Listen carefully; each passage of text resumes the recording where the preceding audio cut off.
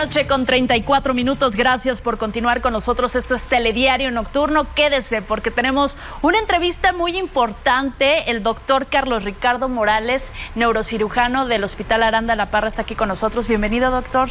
¿Qué tal, Tania? Muchas gracias. Buenas noches. Gracias por la invitación. Gracias a usted por acompañarnos. Y primero que nada quiero preguntarle, ¿qué es el traumatismo cranoencefálico? Ok. El traumatismo craneoencefálico se debe a una lesión.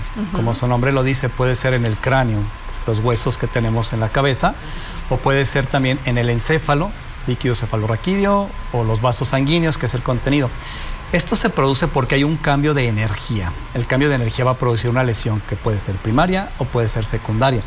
La primaria es la que se da en el momento del golpe y la secundaria es la que puede aparecer un poco después. Algo bien importante que hay que mencionar, ¿en qué población es más frecuente el TCE, que es mejor conocido el traumatismo cranoencefálico? Así es, también se le conoce como TCE, Tania, correcto. ¿En qué población? En cuanto a género, predomina 3-1 en los hombres que en las mujeres. Okay. Y tenemos grupos de edad. Actualmente se sabe que es entre 15 y 45 años de edad. Y cada vez lo vemos en pacientes más frecuentes. En esto hay dos grupos muy susceptibles. Los menores de 5 años, porque tienen un comportamiento aparte, su cerebro es diferente, claro. Exactamente. Y el adulto mayor. Nosotros definimos adulto mayor arriba de 65 años de edad, ya que también las condiciones cambian mucho. Así es.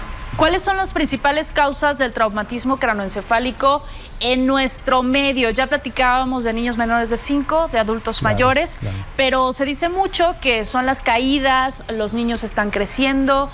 ¿Cuáles son las principales causas? Sí, desafortunadamente hasta el 75% de las causas se refieren a los accidentes de tráfico.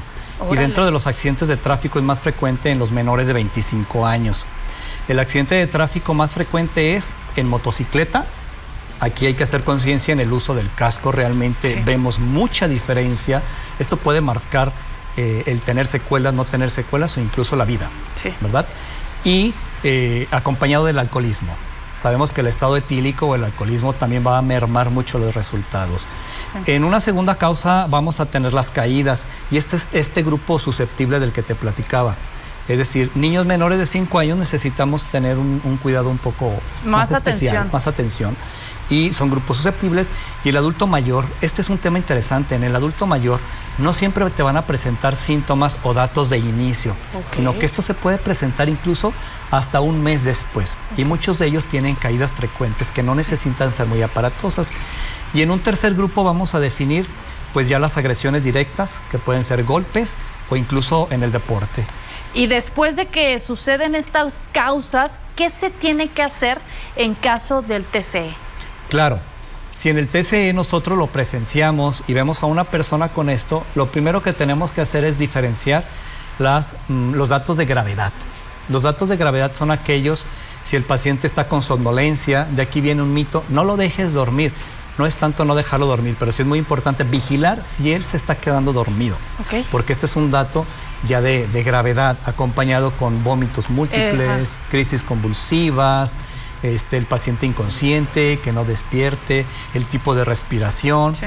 Y todos estos datos son los que nos van a decir a nosotros que un paciente ya tiene que ser atendido de manera inmediata en un servicio de urgencias de un hospital de alta especialidad. ¿Y hay tipos de traumatismos cranoencefálicos? Claro, es de acuerdo a cómo los vamos a clasificar y esto nos permite el manejo también.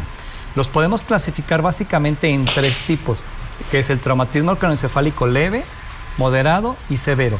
Nosotros manejamos en medicina una escala que se llama escala de coma de Glasgow. Es una escala muy útil en la que el máximo puntaje son 15 y el mínimo son 3. Y vamos a decir que es leve en 14-15 puntos, moderado de 9 a 13 puntos y el severo que tiene 8 o menos. Y aquí voy a preguntarle algo muy interesante. ¿Cuál es la atención que se les tiene que dar y cuál es el manejo del traumatismo cranoencefálico y la importancia del Hospital Aranda de la Parra aquí entra? Claro, esto es bastante importante, el manejo, el trato. Los pacientes que definimos en un traumatismo cranoencefálico leve son aquellos que empiezan a tener de repente algún dato como se empiezan a quedar dormidos, pero nos responden bien, tienen interacción con el medio ambiente, Estos pacientes, lo ideal, a pesar de que haya sido leve, lo ideal es una revisión clínica con un médico de primer contacto, como es en el servicio de urgencias. Y de aquí se puede derivar, la gran mayoría mejoran, o bien que puedan tener un deterioro. En el moderado y el severo, sí tienen que acudir de inmediato a un servicio de alta especialidad. Como bien lo mencionas. ¿Por qué?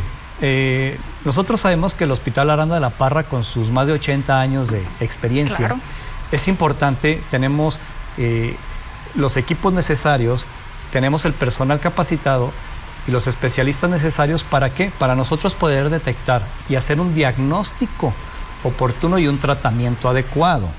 ¿De qué dependemos? Aquí sí me quisiera detener en algunos puntos.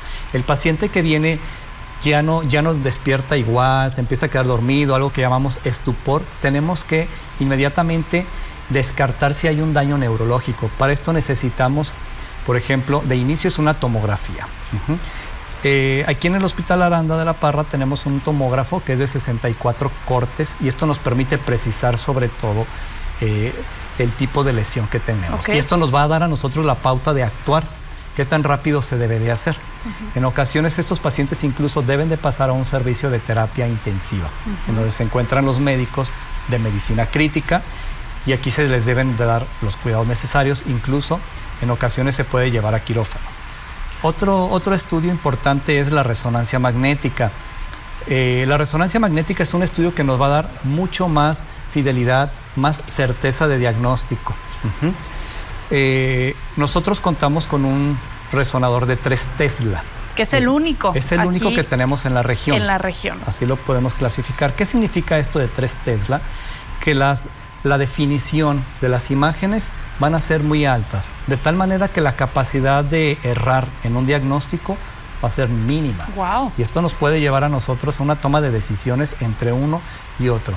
Es importante hablar del resonador. La resonancia magnética no emite una radiación ionizante o una radiación radioactiva, ¿no? Es decir, como en la tomografía, por ejemplo. Esto no es un estudio invasivo, es un estudio que el paciente entra, no se le hace ningún tipo de punción y el paciente sale. Recordarles que solamente este estudio se puede encontrar en el Hospital Aranda de la Parra.